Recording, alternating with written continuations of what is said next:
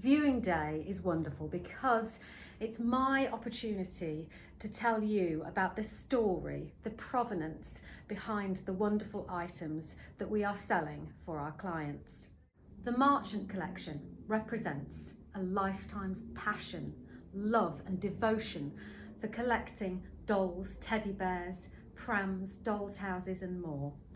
Sheila Marchant was exceptional. And rather than tell you in my words what this collection means, I'm going to talk on behalf of the devoted husband of Sheila Marchant, in his words, what this meant to her in her life. Sheila Marchant was Norfolk born and bred, a teacher by profession, with experience of inner city and rural primary schools, culminating in headship of a village school on the North Norfolk coast. She began collecting dolls quite early, eventually branching out into bears and dolls' houses. Initially, she concentrated on proprietary examples, but a relatively brief spell teaching special needs in Essex brought her in touch with examples for the more discerning collector, and from the early 1990s, her collection took on a more sophisticated aspect. For nearly 2 decades, she regularly visited antique centres and auction houses which specialised in her preferred areas, getting to know and cultivate specialist collectors and dealers, notably Jill Shapiro and Glenda O'Connor. She quickly learned about specific makes and models and set about refining her collection to include the most interesting examples of different historical periods, encompassing various decades from the late 19th century to more modern times. Judicious sales and purchases enabled this process until she had amassed a significant collection covering all 3 aspects of her interest.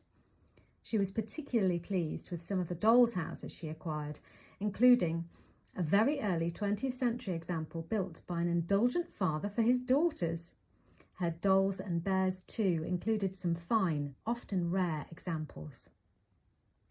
Advancing years and failing health meant fewer excursions and brought a realisation that she had amassed the kind of collection she had long envisaged, which now could be enjoyed in its own right. And she proceeded to do, for her remaining decade, her living room, as well as other parts of the house, full of dolls and bears to her delight and that of her husband, though some visitors exhibited distinct unease, unused to being exposed to the unwavering scrutiny of dozens of pairs of eyes. Throughout her life, Sheila was an accomplished knitter, having acquired the skill early. At the age of about 8, her enthusiasm was a little clipped by her grandmother's reaction to her excited declaration of, "Grandma, I can knit," the response to which was, "So what? So can I."